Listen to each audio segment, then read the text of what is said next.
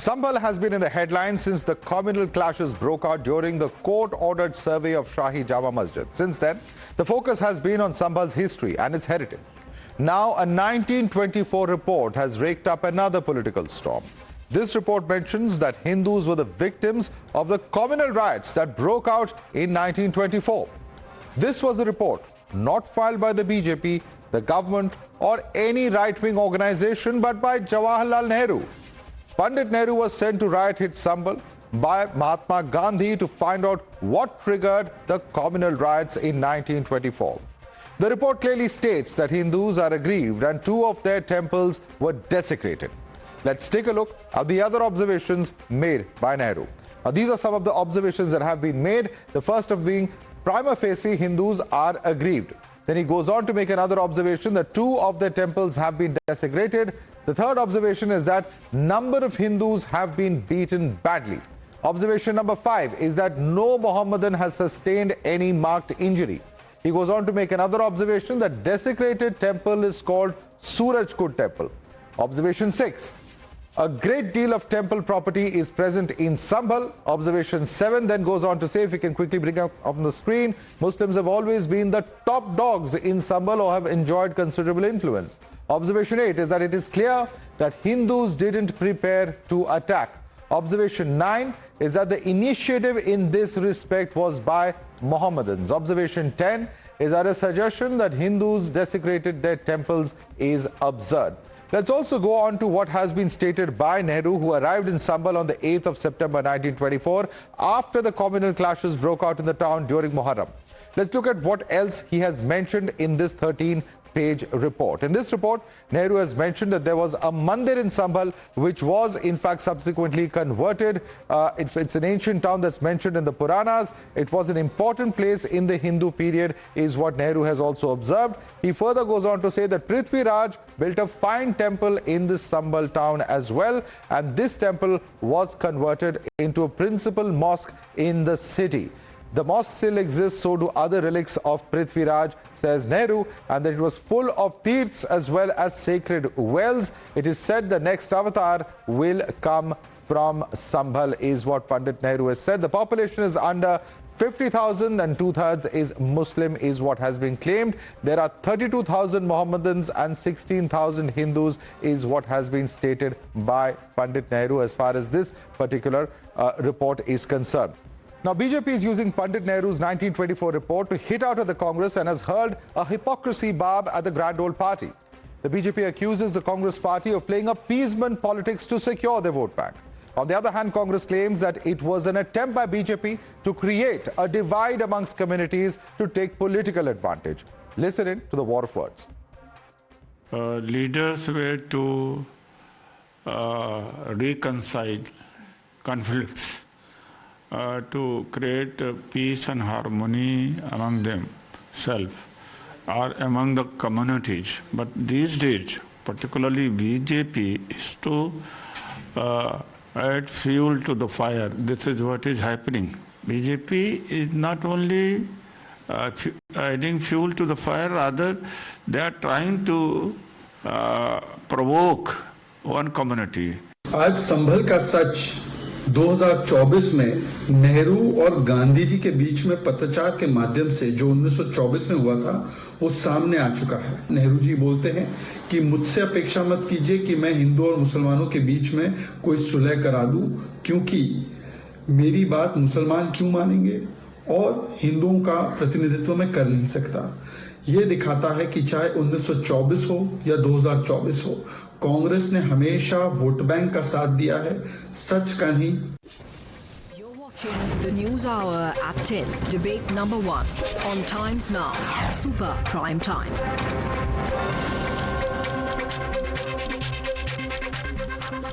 For more on this, let's go right across to our guest. Joining us is Kaushal Kant Mishra, BJP spokesperson. We also have with us Professor Rakesh Sinha, former member of Parliament from the Raj Sabha. With us also is Faizan Kidwai, national spokesperson of the Samajwadi Party. But my first question is to Tehseen Poonawalla. Tehseen Poonawalla, given what we've seen happening there in Sambhal over recent days, there's a 1978 riots that is now to be probed. And in the context of all that has happened, somewhere or the other, does Jawaharlal Nehru's letter to the father of the nation, Mahatma Gandhi, raised some very, very serious questions about what was happening, because the BJP is talking about how this is a thought process of appeasement that is exposed through this letter. Tehseen. Thank you, Jai Samvidhan Madhav. Thank you for having me on the show. Let's go step by step. Let's go from the present onto the past. So, okay. First of all, I don't think the 1978 riots so far are being going to be inquired. There's an MLC who's asked for a report. If there is any such inquiry, all the best, the government should do it. As I said on your show last night, and I repeat, both in the union and in the state was a Janta Sangh supported government. So wherever the BJP is or their old allies, right from the time of RSS, riots will happen. That's why the new name for the Jansangh is BJP, Bharatiya Jhagadalu Party. But let's come to the present. Let's come to the 1942 report.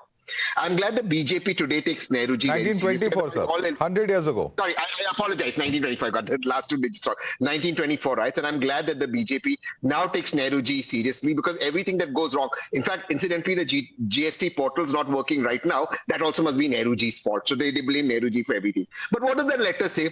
It shows that the Congress and those who are liberal, those who are anti-Sangh, were very factual in their assessment.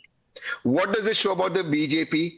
In so many years of the BJP government, now in the last 25 odd years, it's been almost 11 years of BJP. In the last 10 years in Uttar Pradesh, it's been BJP. They've been able to do nothing. So they have to retort to 1924, 1978.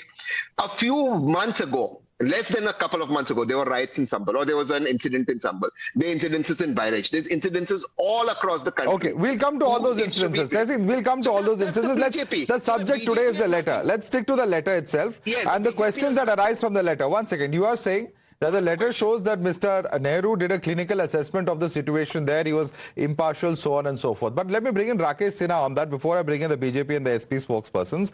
Rakesh Sinha, is that really the case?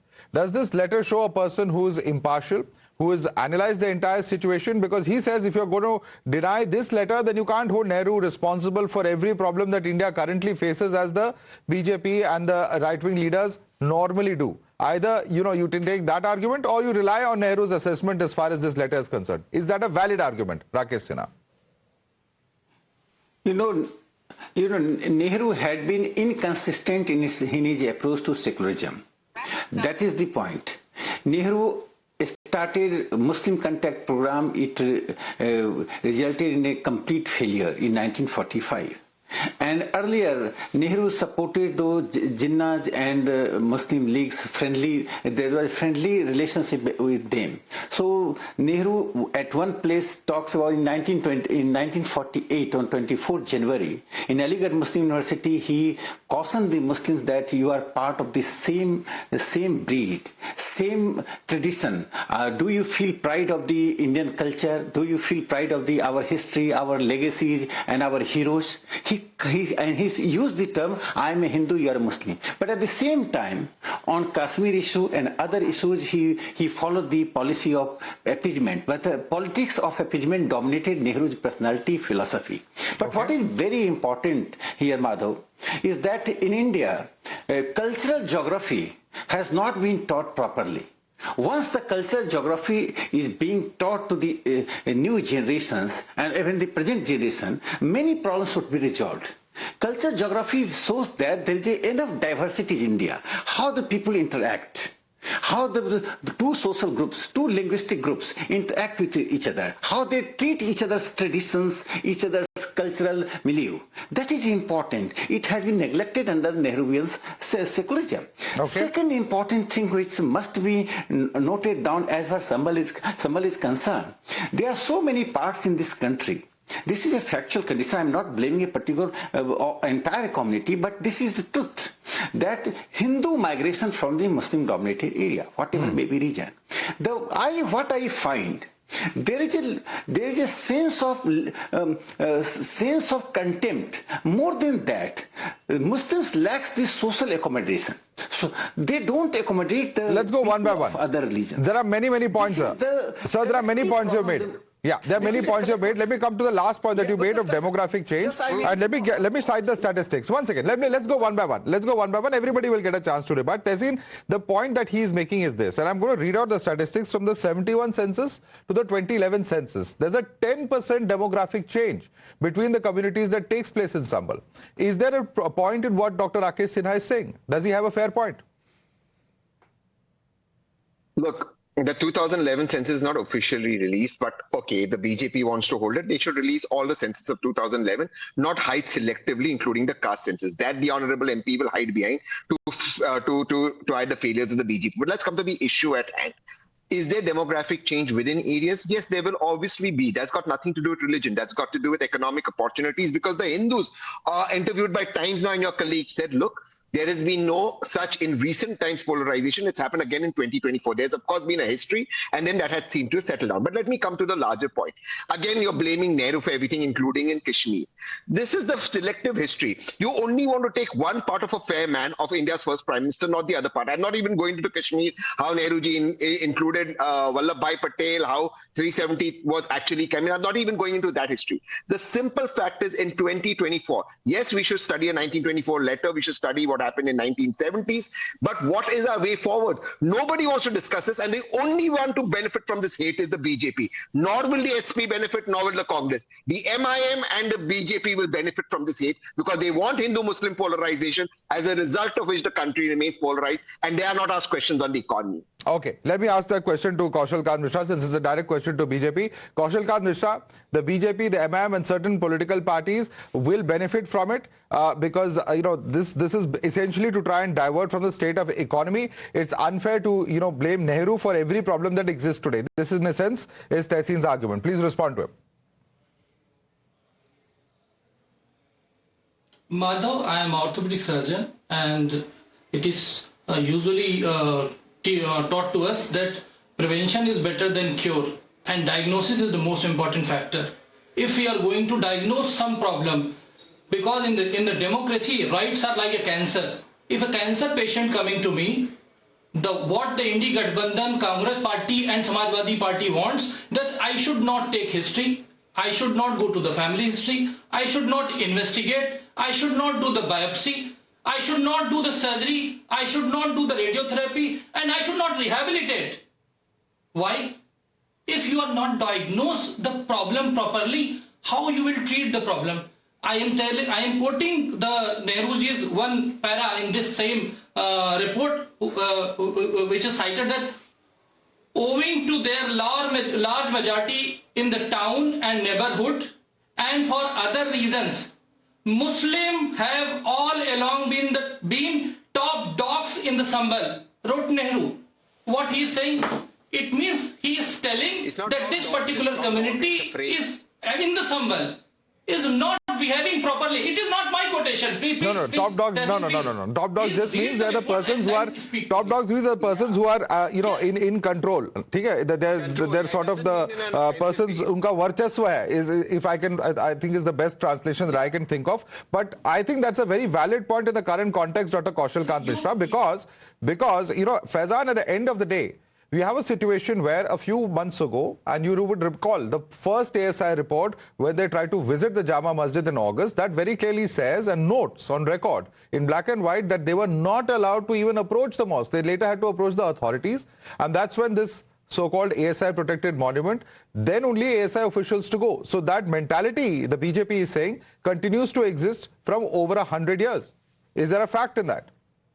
Okay, Madhav, first of all, I would like to respond to the RSS gentleman who spoke about Pandit Nehru being with Muslim League. He was saying something, I forgot exactly what he was saying. So he mentioned Muslim League. To that, sir, you should remember the Hindu Mahasabha in 1939 and 40 formed a government with Muslim League in Sindh and North-West Frontier. So you are in no position to give sermons or question Pandit Jawaharlal Nehru about having any association with Muslim League. First.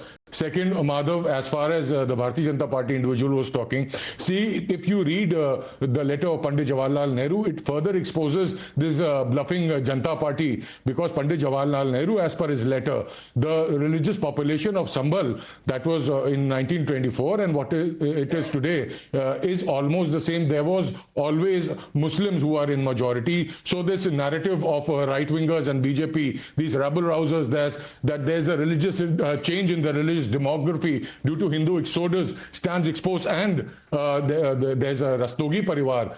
I have their video with me on record. I can play it to you right now. They categorically said they had the keys for Hanuman temple. That's their temple. They locked it out of their pre-bill, and majority of the families moved out. So why is ASI stopped from entering Jama Masjid, sir? See, ASI, first of all, ASI, the duty of ASI, Madhav, is to maintain the physical well-being and maintain the historical character. It has nothing to do with the religious character of a place. So how do they do that without going to the place, Faizan? Please tell me. Madhav, the way... No, Faizan, how can they do that without physically going there? I'll agree with you. I agree with you. Their job is not religiosity. It is from the architectural point of view, archaeological point of view, I beg your pardon. How do they do that without physically accessing that venue? Madhav, the way ASI is working directly under the government, the way ASI is functioning, first of all, the courts had no authority to pass such a survey order, because they That's a separate issue. I'm asking you a pointed question on ASI. Madhav, are you saying that because people believe that ASI is not doing its duty, they'll just block them from entering a particular area that's protected by ASI? Madhav, may I just complete? Let me just complete. We are talking about Pandit Jawaharlal Nehru's letter. So yes, and I'm asking a pointed question which is relevant to that. Madhav, just let me complete this point. Madhav, please. This is a very relevant point. A majority of us have missed it. Pandit Jawaharlal Nehru also mentions in his letter that between in 1919 and 1920, Hindu Mahasabha started its operation in Sambhal. It was after that that the process of filing litigations and creating this communal tension, casteism, Dalits not allowed to use the well.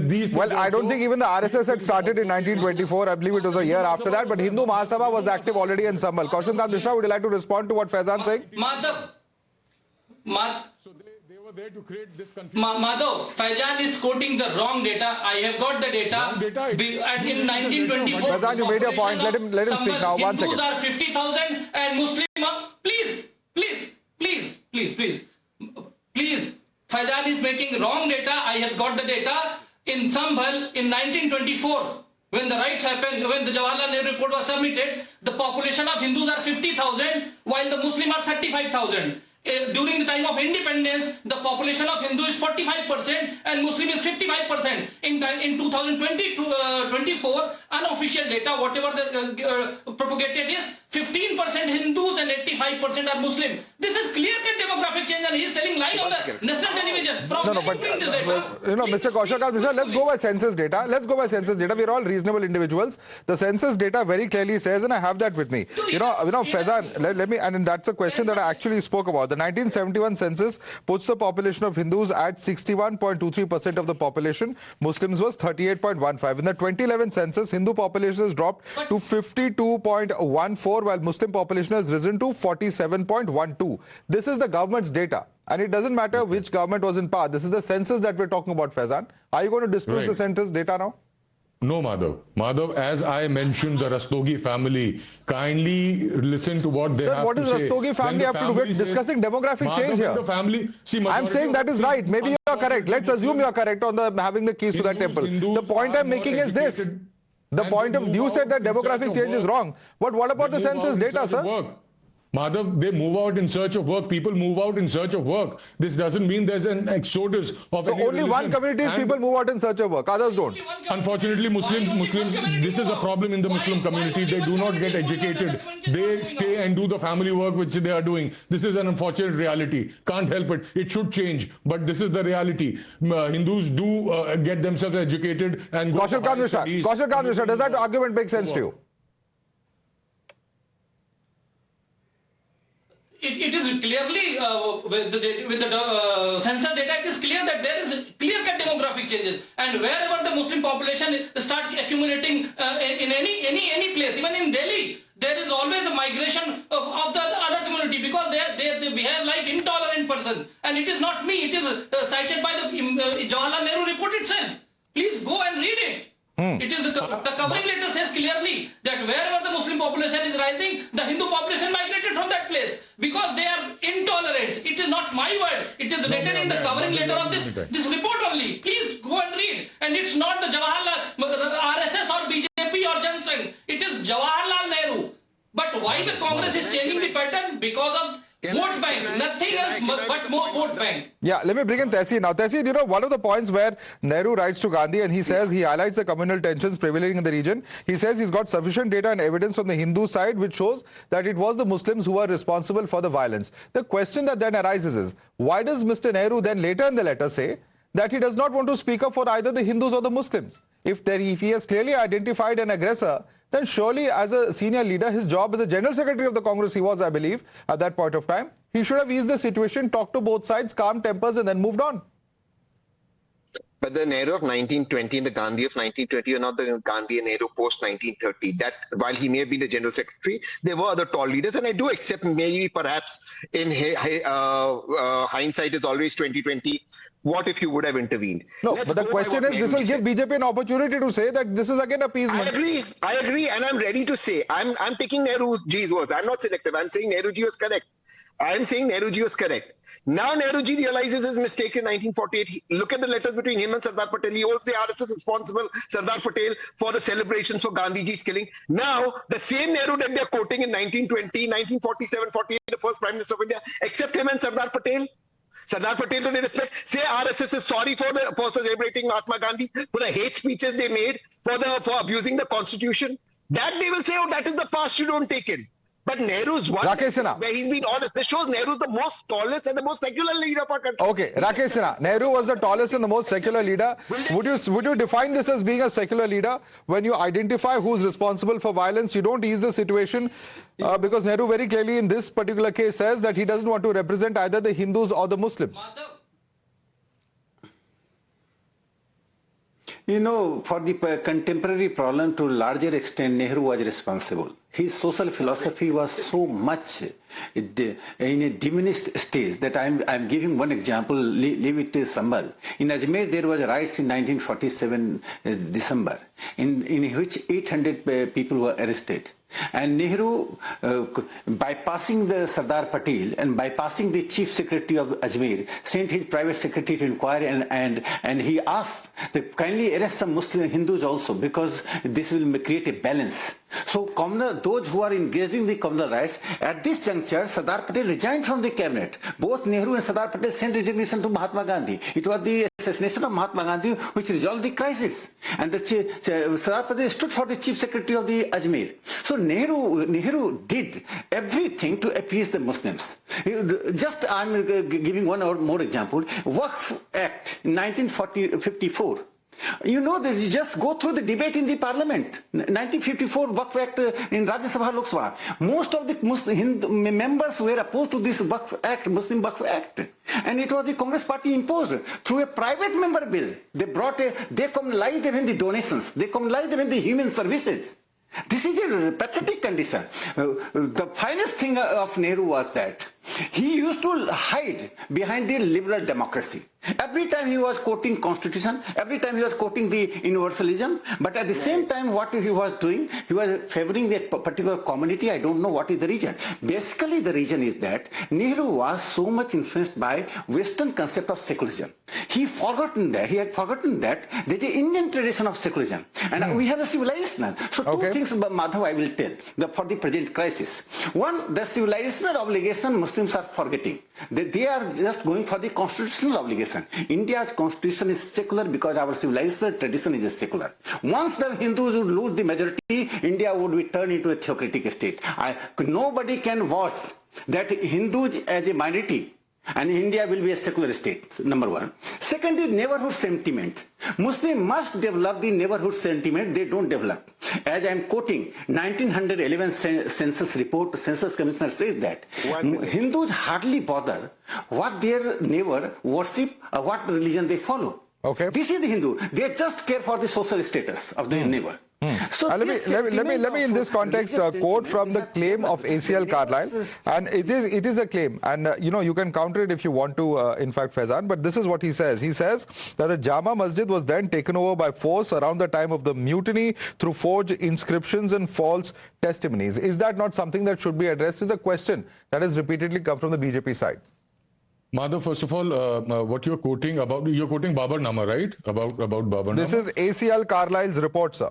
Yes, ACL Carlyle. And there's this lady, a Britisher lady, who translated Babar Nama from Farsi to English. Her name is some Edwidge, I'm forgetting her name. So in her footnote she has written, it appears that Babar said this to Hindu Beg. But nowhere in Babar Nama, if you read it in Farsi, Babar was a king. He feared nobody. If he had made such an order to Hindu Beg that go and destroy a temple, that would have been written there. Since it's not, so there's no authentic proof that the temple was demolished or there stood a temple. No, actually, Meenakshi Jain in her book, and this is what our research team has provided me just now, they have said that Meenakshi Jain and Shriram Sharma have documented the destruction of an ancient temple in Sambhal during Babar's regime. Babar, the founder of Mughal India, ordered the destruction of a temple in Sambhal similar to his actions in Ayodhya, according to Meenakshi Jain. And the inscription on the mosque clearly says that it was built on orders of Babar and pieces of temple used in construction of the mosque. This is written in the book, The Battle for Rama, Case for the Temple at Ayodhya.